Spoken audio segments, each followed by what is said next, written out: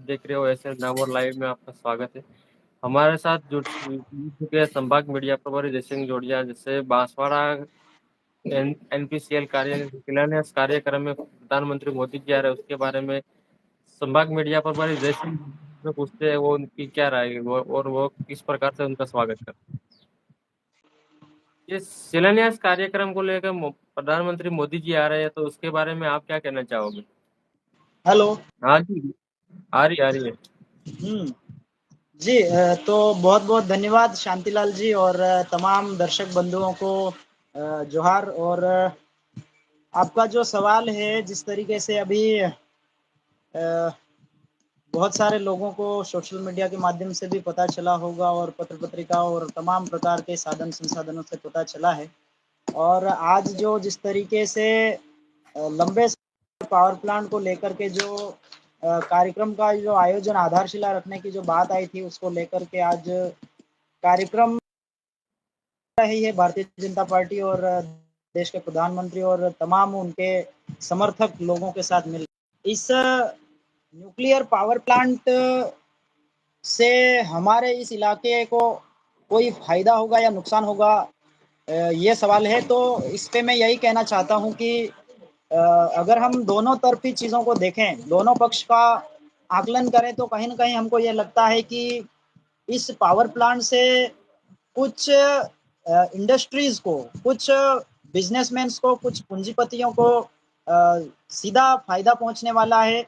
जबकि यहाँ के स्थानीय लोगों को, जो बांसवाड़ा जिले के लोग हैं, तो मैं यही कह रहा था कि यहाँ के स्थानीय लोगों एक तरीके से विनाश का प्रोजेक्ट साबित होगा बहुत सारे लोगों को, क्योंकि इस इलाके के जो आदिवासी भाई है वो अशिक्षित हैं, जिनको न्यूक्लियर पावर प्लांट का अर्थ पता नहीं है, जिनको ये पता नहीं है कि ये क्या चीज होती है।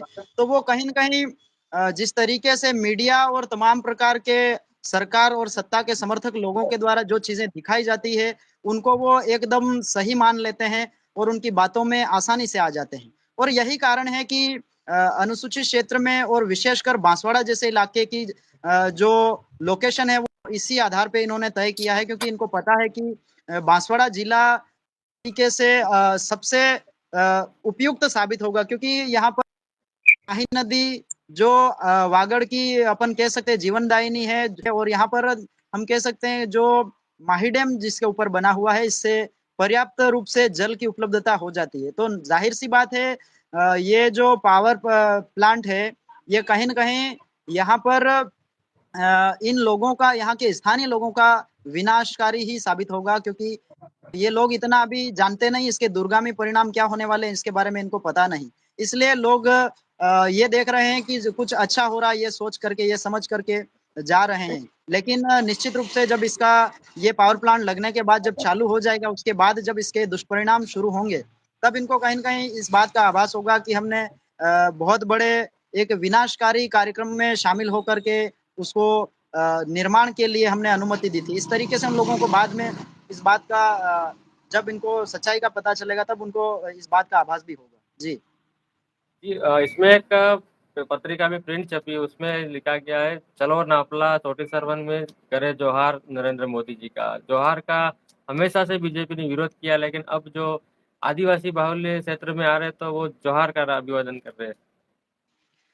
देखिए, ये बहुत ही रोचक बात है और बहुत ही बड़ी बात है कि जो पार्टी, जो विचारधारा हमेशा से जोहार शब्द, अभिवादन शब्द का हमेशा विरोध करती रही है, और इस शब्द को बोलने वाले जितने भी लोग हैं, जो युवा इस शब्द के माध्यम से पूरे आदिवासी समाज को एक सूत्र में बांधने का जो काम कर रहे थे, उन लोगों के खिलाफ कई तरीके से इन्होंने गालियां दी है, उन लोगों को जेलों में बंद करने का किया है। जो जो जोहार बोलते थे, उनको जोहारिया करके इन्होंने ईसाइयों से जोड़ने की कोशिश की और बदनाम करने की कोशिश की। लेकिन आज ये स्थिति है, जिस तरीके से जोहार नामक शब्द से आदिवासी परिवार का जो एकीकरण हुआ या एकजुटता हुई है, पुनर्जागरण जो हुआ है, जिसके चलते आज विरोधी लोग भी जोहार शब्द को अपने प्रचार के माध्यम से या अपने प्रचार के बैनरों में, पोस्टरों में जगह दे रहे हैं। तो निश्चित रूप से यहाँ पर जोहार अभिवादन शब्द का विरोध करने वाले लोगों के सामने हमारी ये पहली एक जीत हुई है और कहीं न कहीं प्रधानमंत्री ही नहीं, पूरे देश के लोगों ने ये मान लिया है कि जोहार जो है वो एक अभिवादन शब्द है जिसका समस्त पर्यावरण, प्रकृति और तमाम छोटे से जीव से लेकर के जीव जंतु और तमाम इस प्रकृति में आने वाली तमाम चीजों की जय बोलना होता है। तो निश्चित रूप से कहीं न कहीं विरोधी लोग भी आज जोहार के लोहे को मान मान रहे हैं। जी। इस बिजली घर परमाणु बिजली घर से जो विस्थापित होने वाले परिवारों के बारे में आपके प्रति क्या सहानुभूति रहेगी? देखिए सहानुभूति तो सहानुभूति क्या, हम तो उनको अलग मानते ही नहीं है, क्योंकि जितने भी परिवार हैं वो अपनी जीविका चलाने के लिए पूरी तरीके से कृषि पर निर्भर है और जितने भी लोग कृषि से जुड़े हैं, पर्यावरण से जुड़े हैं, कृषि और प्रकृति से जुड़े हुए हैं, वो लोग सब इस जो जितनी भी विरोध और विनाशकारी जो चीजें हैं उसकी चपेट में आते हैं। तो कहीं न कहीं एक इंसान होने के नाते हमारी यही सहानुभूति है कि न सिर्फ ये बांसवाड़ा की बात नहीं है, देश के किसी भी हिस्से में या दुनिया के किसी भी हिस्से में अगर मानव विरोधी, जीव विरोधी, प्रकृति विरोधी कोई चीजें होती है तो हम हर चीज का विरोध करते हैं। जैसे कि अभी उदाहरण के लिए आपको बता दूं, मैं लद्दाख में जिस तरीके से सोनम जी वांगचुक लंबे समय से हंगर स्ट्राइक कर रहे हैं, तो हमने कहीं न कहीं वीडियो के माध्यम से हमने उनका भी समर्थन किया है, क्योंकि हम जानते हैं कि वो भी वहां पर जलवायु, पर्यावरण और प्रकृति, हिमालय और ग्लेशियर्स को बचाने की लड़ाई लड़ रहे हैं। तो जहां-जहां पर्यावरण, प्रकृति को नुकसान करने के लिए जो परियोजनाएं लाई जाएगी, देश की चाहे कोई सी भी सरकार हो या विश्व लेवल पे अगर कहीं पर ऐसी चीजें होती है तो हम उसका निश्चित रूप से विरोध करते हैं और उन लोगों के साथ कंधे से कंधा मिला करके खड़ा रहने की भी पूरी कोशिश करते हैं। जी। अभी जैसे 1-2 दिन पहले माननीय सांसद राजकुमार जिरोत का बिजली घर से विस्थापित परिवारों के लिए समर्थन में धरना प्रदर्शन किया गया था। उसमें कोई मांगे रखी गई थी, उनमें कौन-कौन सी मांगों की मांगे पूरी हो गई है? देखिए वो विरोध प्रदर्शन अनिश्चितकालीन धरना चल रहा था, उस समय मैं इंदौर में था और निश्चित रूप से भारत आदिवासी पार्टी के जितने भी युवा कार्यकर्ता है और समाज के शुभचिंतक जो लोग हैं, जो पढ़ लिख करके इन चीजों को जानने समझने लग गए, उन तमाम लोगों ने उस धरने प्रदर्शन का समर्थन किया था और बहुत सारे लोगों ने अप्रत्यक्ष रूप से भी इसका समर्थन किया है, जो जानते हैं कि वाकई में इस पावर प्लांट से नुकसान होने वाले ऐसे लोगों ने सबने समर्थन किया था। और उस अनिश्चितकालीन धरने को लेकर के जब माननीय सांसद महोदय के नेतृत्व में जब युवा और तमाम लोग वहां आकर के जिला कलेक्ट्रेट पे बैठे, तो कहीं न कहीं शासन प्रशासन को यह लगने लगा कि एक तरफ प्रतापगढ़ जिला मुख्यालय पर आंदोलन चल रहा है, धरना प्रदर्शन चल रहा है हॉस्पिटल्स को लेकर के, दूसरी तरफ बांसवाड़ा में अनिश्चितकालीन धरने पे लोग बैठ गए हैं और उसके जस्ट 2 दिन बाद प्रधानमंत्री का कार्यक्रम है। तो कहीं न कहीं प्रशासन को इस बात का डर था, कहीं न कहीं अगर ये लोग यहाँ बैठे रहे तो निश्चित रूप से जो एक देश में जो मैसेज जाएगा वो गलत जाएगा और इसकी वजह से कहीं न कहीं वास्तविकता लोगों के सामने आएगी। इसलिए उन्होंने जो 11 सूत्रीय मांग जो रखी थी, उनमें से कुछ मुद्दों के ऊपर सहमति जताई है और बाकी कुछ मुद्दों पे विचाराधीन है मामला, यूं करके लिखित में एक सहमति दी है। लेकिन मुझे ये नहीं लगता है कि इनकी मंशा ऐसी है इन लोगों को देने की। अगर इनकी मंशा अच्छी होती इनको लोगों को देने की, तो निश्चित रूप से जब से ये कार्यक्रम या ये प्रोजेक्ट जब शुरू हुआ उसी समय ये सर्वे करके उन लोगों को जो मांग भारत आदिवासी पार्टी और तमाम प्रकार के समर्थक लोगों ने जो मांगे रखी है वो मांगे ये शुरुआत से ही सर्वे करके उन लोगों के लिए पहले से व्यवस्था उनकी कर देते हैं। लेकिन मुझे नहीं लगता कि ये इस तरीके से करने वाले हैं, क्योंकि निश्चित रूप से ये इनको कार्यक्रम को सफल बनाना है, इसलिए एक सही मैसेज देने के लिए उन्होंने हो सकता है ये लॉलीपॉप देने की कोशिश की हो। लेकिन हम भी चुप रहने वाले नहीं हैं, देखते हैं ये कब तक इन मांगों के ऊपर जिनके ऊपर जताई है, आश्वासन दिया है, उनको कब तक पूरा नहीं करता है तब तक हम भी लड़ेंगे।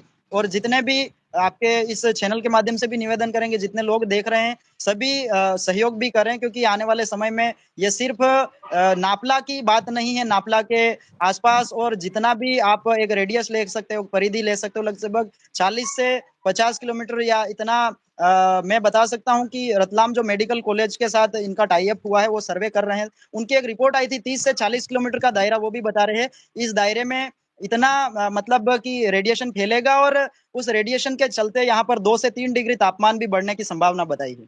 तो ये ऐसे दुष्प्रभाव पड़ेंगे। तो निश्चित रूप से हम तो जितने भी बांसवाड़ा जिले के लोग हैं और आसपास के जितने भी पर्यावरण को मानने वाले, पर्यावरण को बचाने वाले जो लोग हैं, उन तमाम लोगों से निवेदन करेंगे कि आप भी हमारा साथ दीजिए और उन लोगों के साथ खड़े होइए और इस विनाशकारी परियोजनाओं को रुकवाने की कोशिश के लिए, लड़ने के लिए आगे आए। जी।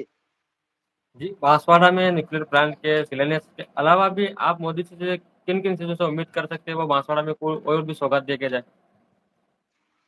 देखिए, हमको तो पत्र-पत्रिकाओं में हमने देखा था जिस तरीके से उन्होंने कुछ 1800 करोड़ का कुछ लिखा था, इतनी सारी परियोजनाएँ राजस्थान के नाम से बोला है। तो मुझे नहीं लगता है कि कुछ अच्छी चीज़ें बांसवाड़ा में दी है। उन्होंने खाली ये पावर प्लांट दिया है जो आदिवासियों का यहाँ विनाश है। बाकी जो फ़ायदे जैसी परियोजनाएँ हैं वो उत्तरी राजस्थान या पूर्वी राजस्थान और उन इलाकों को दी है। तो निश्चित रूप से दक्षिणी राजस्थान के लिए कुछ ख़ास नहीं है। तो इस तरीके से खाली लोगों को प्रचार करके भीड़ इकट्ठी करनी है। हमारे यहाँ से भी बहुत सारी गाड़ियां करी है लेकिन लोग नहीं है उनमें। बहुत सारे सरपंचों को, यहाँ तक कि जितने भी सरकारी कर्मचारी ग्राम विकास अधिकारी से लगाकर कलेक्टर तक को, सबको मॉनिटरिंग करके इन्होंने बहुत ही तरीके से लोगों को लाने और ले जाने के लिए इन्होंने लोगों को वहां भीड़ इकट्ठी करने के लिए इस तरीके से कोई प्लानिंग करी। मेरे को किसी ने बताया था कि जैसे आज ही इतनी गाड़ियां आ रही है कल उसी समय 2-4 दिन पहले एग्जाम हो रहे थे, उसमें गाड़ियों की कमी लग रही थी। और इसके पहले दो दिन, इसके जस्ट 2 दिन पहले जो यहाँ से बांसवाड़ा से सवारी बिठा के जो स्टूडेंट थे उनको प्रतापगढ़ छोड़ दिया गया था। इन हालातों में आज गाड़ियों की व्यवस्था हो रही है। ऐसे मेरे पास एक क्वेश्चन आया, किसी ने बताया मुझे, तो इस बारे में क्या कहना चाहोगे आप? जो भारतीय जनता पार्टी और इसके तमाम सरकार सत्ताधारी लोग जो हैं, वो वास्तव में युवाओं के लिए या जितने भी लोग संघर्ष कर रहे हैं, पढ़ना लिखना चाहते हैं, नौकरी लगना चाहते हैं, उन लोगों के लिए कभी भी काम नहीं करेंगे। वो उनके प्रचार के लिए, उनके देश भर में दुष्प्रचार के लिए तमाम प्रकार के साधन संसाधनों का उपयोग करेंगे, लोगों को भीड़ इकट्ठी कर लेंगे, बड़े-बड़े कार्यक्रम का आयोजन कर लेंगे, लेकिन वास्तव में एक बेरोजगार व्यक्ति जो अपना समस्त अपन कह सकते हैं जमीन तक, यहाँ तक कि जेवरात तक गिरवी रख के एक नौकरी की तैयारी करता है और लास्ट में जब उसको सेंटर राजस्थान के इस छोर से उस छोर तक, यानी कि पूर्वी राजस्थान से पश्चिमी राजस्थान, पश्चिमी राजस्थान से उत्तरी राजस्थान, दक्षिणी राजस्थान, इतने दूर दूर जब इनको सेंटर मिलता है तो कहीं न कहीं उनको ये बहुत बुरा लगता है कि यार हम इतनी मेहनत करने के बाद जब लास्ट समय हमको बहुत ही बढ़िया स्वस्थ मानसिकता के साथ हम एग्जाम देना चाहते हैं, लेकिन जब सेंटर हमको इतने दूर मिलते हैं तो हम मानसिक रूप से परेशान होते हैं और यहाँ तक कि सरकार की ओर से किसी भी तरीके की कोई ऐसी सुविधा नहीं की जाती है कि वो लोग आसानी से अपने परीक्षा केंद्रों तक जा करके अच्छे मानसिक सोच के साथ एग्जाम दे पाए। बहुत सारे लोगों का आपने सोशल मीडिया पे देखा होगा जिस तरीके से बांसवाड़ा जिला मुख्यालय पे जो बसों को लेकर के जो विवाद हुआ, बहुत सारे लड़कों ने हंगामा किया क्योंकि उनको सही सुविधा नहीं मिल रही थी। लेकिन आज अपन देख रहे हैं कि जिस तरीके से मोदी जी की सभा के लिए एक पंचायत में कम से कम 8 से 10-10 गाड़ियां लगी है। तो निश्चित रूप से हमें इनसे इन पार्टी और सत्ताधारी लोगों की मानसिकता पता चलती है कि वो लोग कभी भी नहीं चाहते हैं कि आपके बच्चे और आपके बेरोजगार भाई लोग सही तरीके से व्यवस्था को फॉलो करके या फिर अच्छी सी तैयारी करके एग्जाम तक जा पाए और नौकरी लग करके अपने घर परिवार का नाम रोशन कर पाए। तो मुझे नहीं लगता है कि सरकार ऐसी व्यवस्था करेगी। वो खाली जनता को लॉलीपॉप देती है और लोगों को इकट्ठा करके खाली प्रचार करने का काम करती है। जिस तरीके से हम जानते हैं पूरे देश में सबसे ज्यादा जो बजट प्रचार के ऊपर खर्चा किया जाता है वो भारतीय जनता पार्टी का है। तो निश्चित रूप से ये लोगों को खाली प्रचार के माध्यम से उसमें बहला फुसला करके ले जाने का काम करते हैं। बाकी वास्तव में ऐसा कुछ इनके पास है नहीं जिसकी वजह से ये इन लोगों का विकास कर पाए। जी। जी, सोशल मीडिया पे मैंने आज कल ही देखा था कि बांसवाड़ा में मोदी जी आ रहे तो रोडों की हालत सही हो गई। तो ऐसे मोदी जी हमेशा आते रहे तो रोडों की स्थिति अच्छी रही हो, लोग कमेंट में मैंने देखा था। तो इसके बारे में आप क्या कहना चाहोगे? बिल्कुल, वही चीज़ मैं कह रहा हूँ कि जब किसी नेता का आगमन होता है, तो सरकार तुरंत वहाँ की निगरानी करती है। जैसे हम अभी देख रहे थे प्रधानमंत्री के दौरे की जैसे ही बात हुई, हमारे मुख्यमंत्री महोदय 2 से 3 बार यहाँ दौरा कर चुके हैं। जिस तरीके से वो व्यवस्थाओं की निगरानी कर रहे हैं, अगर यही व्यवस्थाओं की निगरानी बाकी चीजों के लिए भी अगर ये करने लग जाए, प्रशासनिक सुधार के लिए अगर करने लग जाए, शिक्षा के लिए अगर ये ऐसी निगरानी करने लग जाए, तो निश्चित रूप से किसी भी प्रकार की कोई समस्या नहीं होगी, क्योंकि ये तो खाली इनके नेताओं को कोई प्रॉब्लम ना आए इसलिए ऐसा करते हैं, बाकी वास्तव में इनकी नीयत नहीं है काम करने की। अगर वास्तव में नीयत इनकी साफ होती तो आज किसी भी क्षेत्र को आप उठा करके देख लीजिए, शिक्षा, स्वास्थ्य, रोजगार, किसी भी इलाके को, सड़क, बिजली, पानी, खाए, किसी भी क्षेत्र को उठा लो, हर जगह हालात बेकार है और लोग परेशान हैं। जी जी बांसवाड़ा डूंगरपुर सांसद श्री राजकुमार जी रोत ने मांग ये भी करी है कि ट्राइबल टूरिज्म का घोषणा कुछ की जाए, या फिर बिल प्रदेश की कोई मोदी जी आ रहे तो घोषणा करके जाए। बिल्कुल, देखिए हमारी ओर से हमने कई मांगे रखी है और बाकायदा राजकुमार जी ने भी अपना लेटर लिख करके भी कुछ मांगे की है। तो निश्चित रूप से वास्तव में जो आदिवासियों का और इस इलाके में रहने वाले तमाम लोगों का विकास तभी है जब उनको सही तरीके से शिक्षा मिलेगी, सही तरीके से उनकी संस्कृति को पहचान मिलेगी। यहाँ पर उनके के लिए, उनके खेलने के लिए और उनके रहने के लिए जितनी भी सुविधाएं हैं वो अगर मिलेगी तो निश्चित रूप से यहाँ के लोगों का विकास होगा। जबकि इस तरीके के पावर प्लांट से सिर्फ यहाँ पर विनाश होगा, इससे ज्यादा कुछ मिलने वाला नहीं है। लोगों को अपनी जमीन से बेदखल होना पड़ेगा और निश्चित रूप से हम तो कहते हैं कि आदिवासियों के पास जमीनें अब ज्यादा बची कहाँ हैं। पहले जब हमारे देश में कानून का राज नहीं था, आजादी से पूर्व जब यहाँ के आदिवासी रहते थे तो उनके पास पूरा देश पड़ा था, वो कहीं पर भी जा करके बच सकते थे, जमीन अपने हिसाब से खेती करने के लिए वो निकाल लेते थे, जितनी उनको जरूरत पड़ती थी उतनी जमीन निकालते थे। लेकिन आज स्थिति यह है कि अब वो कहीं जा नहीं, के पास कुछ पट्टेदारी जो जमीन है, जिसका उनके पास पट्टा है वही जमीन उनके पास बची है। तो ऐसे में अगर वो जमीन भी ये पावर प्लांट और विकास के नाम से इस तरीके से छीन लेंगे तो निश्चित रूप से वो लोग हमेशा के लिए वो अपने पूर्वजों से, पुरखों से जो उनको प्राप्त जमीन है वो भी उसी से भी वो हाथ धो बैठेंगे। तो कहीं ना कहीं इस तरीके से जमीन से जो हमारे बिरसा मुंडा ने कहा था, जल जंगल जमीन के ऊपर अटैक है सीधा, तो हम वही देख रहे हैं। जिस तरीके से नदियों का, जो माही नदी जो इस इलाके को सिंचित करती है, उस निश्चित रूप से ये पावर प्लांट बनने के बाद जितना भी वेस्टेज है वो उस नदी में जाएगा और कहीं ना कहीं वो जल भी खत्म होगा। तो जल जंगल जमीन के ऊपर ही सीधा अटैक है, पर्यावरण प्रकृति के ऊपर ही इनका सीधा अटैक है। जी जी, वो बिल प्रदेश की मांग भी की है सर राजकुमार जी ने, जैसे उनकी भी घोषणा कर दी जाए, फिर साथ में मामा जी का, हमारे गोविंद गुरु जी की जो महापुरुषों की जो मांग है, उन मांगों की भी पूरी की जाए, उनकी डिमांड रखी सर एमपी साहब ने। इसमें बिल्कुल, कुछ हो देखिए सकता है। भील प्रदेश की मांग सिर्फ आज ही नहीं, हम तो कब से ही उठा रहे हैं और हम ही नहीं, हमारे पुरखे पूर्वज जो उदाहरण के लिए मैं आपको बोल दूं, ये शुरुआत जो है वो मानगढ़ से होती है, 17 नवंबर 1913 से शुरू होती है। तो हम तो कब से ही मांग कर रहे हैं, हर बार हम ज्ञापन भी देते हैं और कार्यक्रम करते हैं, आंदोलन करते हैं, धरने करते हैं, सब कुछ करते हैं, लेकिन सरकार इन सारी चीजों को जानती है, लेकिन इनको इतना घमंड है कि ये नहीं चाहते हैं कि जो अनुसूचित क्षेत्र जो है, जो मध्य प्रदेश का इलाका है, जो राजस्थान का है, महाराष्ट्र का है, गुजरात का जो अनुसूचित क्षेत्र है, वो एकजुट हो जाए, ये नहीं चाहते। ये बिल्कुल भी नहीं चाहते हैं। क्यों नहीं चाहते? क्योंकि उनको पता है कि अगर ये लोग एकजुट हो जाते हैं तो निश्चित रूप से इन इलाकों में इस तरीके की किसी भी प्रकार की जो विकास के नाम से जो विनाश करने की जो परियोजनाएं है वो चलने नहीं देने वाले हैं। तो निश्चित रूप से कहीं ना कहीं इनको डर लगता है। और दूसरी चीज, इनको ये डर लगता है कि अगर ऐसा होता है तो फिर ये लोग जागरूक हो जाएंगे, शिक्षित हो जाएंगे, इनका विकास हो जाएगा। अगर ये ऐसा होता है तो ये निश्चित रूप से जो जुमलों पे जो लोग वोट देते हैं, इस प्रकार की जो वोटिंग प्रक्रिया जो है वो बंद हो जाएगी। कहीं ना कहीं इनको डर है कि ये लोग अगर जागरूक हो जाएंगे तो हमें सत्ता से बाहर कर देंगे, सीधा सा डर यही दिखता है, इसलिए ये ऐसा नहीं करेंगे। लेकिन फिर भी अगर हम तो यही कहते हैं कि अगर वास्तव में आप आदिवासियों के और इस इलाके में रहने वाले तमाम लोगों के हितैषी हैं तो निश्चित रूप से राज्य की घोषणा करें और नए राज्य को बनाने के लिए प्रस्ताव लाएं और लोकसभा में लाके राज्यसभा में ले जा करके राष्ट्रपति से अनुमोदन करा के अतिशीघ्र बिल प्रदेश का निर्माण करें। क्योंकि बीजेपी भी जब सत्ता में नहीं थी उस समय ये भी समर्थन करते आए हैं कि जितने छोटे राज्य होते हैं, जितने छोटे सूबे होते हैं, वहां पर प्रशासनिक व्यवस्थाएं अच्छी चलती है। ये खुद इस बात के पक्ष में रहे हैं। तो निश्चित रूप से आज अगर ये इस बात का पक्ष नहीं ले रहे हैं या हमारा समर्थन नहीं करके बिल प्रदेश को बनाने से इनकार करते हैं तो कहीं ना कहीं इनकी जो सोच है सत्ता में आकर के अपने मुद्दों से मुकर जाना, ये उसी मुद्दे के ऊपर काम कर रहे हैं। कहीं ना कहीं ये इनके इन प्रकार सत्ता में काबिज होने के बाद ये वादों से मुकर जाते हैं, जिस तरीके से लद्दाख से मुकरे वैसे यहाँ भी मुकर रहे हैं। जी बहुत, मैं भी आपको तो बहुत लंबा नहीं कहना चाहूंगा। जैसे आज सोशल मीडिया पे मैंने किसी चैनल पे देखा है, तो उसमें माननीय सांसद मन्नालाल रावत जी भी कह रहे हैं कि जोहार का अभिवादन प्रभु श्री राम का किया था, उनके नाम के नाम तो नहीं कर सकते राम राम, तो फिर उन्होंने जोहार का अभिवादन उन्होंने आज मैंने सवेरे ही देखा उनका। इस बारे में क्या कहना चाहोगे? मतलब वो पहले कुछ और कह रहे थे, ईसाई कौन वो यूं, आज वो कह रहे हैं कि भगवान श्री प्रभु श्री राम के लिए उन्होंने जोहार का अभिवादन किया है। देखिए, ये बहुत ही जबरदस्त बात है।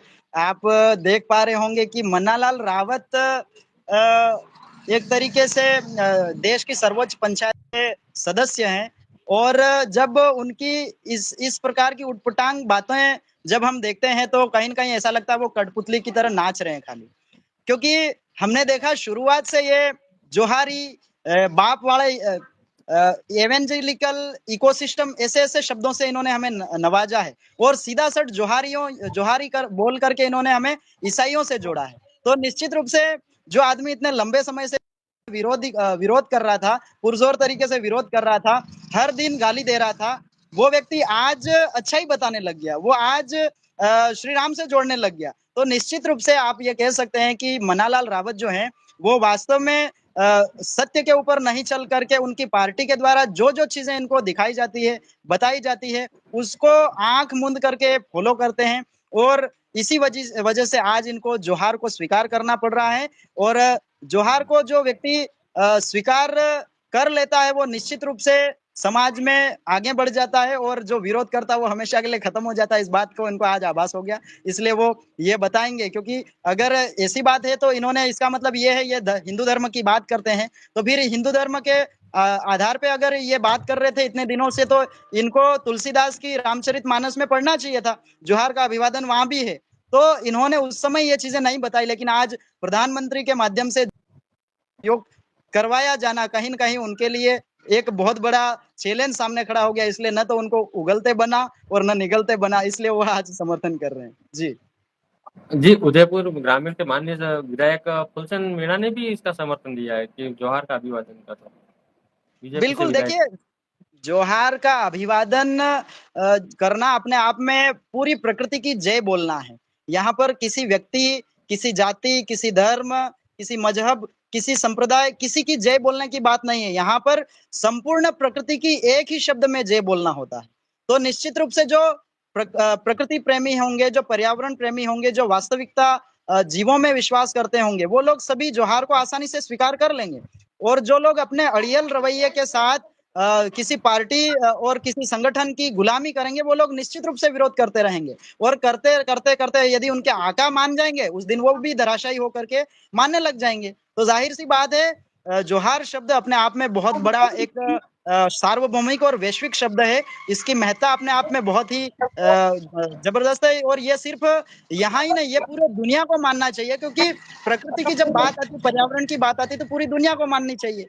तो ये एक सार्वभौमिक शब्द है, वैश्विक शब्द है। तो इस शब्द का विरोध करने वाले लोग जब उनके आका मानने लग जाएंगे, तो उनको भी गिल्टी फील होगा, उनको भी ऐसा लगेगा कि हम इतने दिन किसका विरोध करते आए। तो निश्चित रूप से वो लोग भी धराशायी हो जाएंगे। जी जी, आप इसी ये से पॉइंट है, जैसे आप बहुत कुछ बोल दिया आपने, आपका भी काम बिजी हो, लेकिन ये चीजों का समय, बहुत समय लगने के बाद इस चीज का एहसास सही हुआ शायद, जोहार का।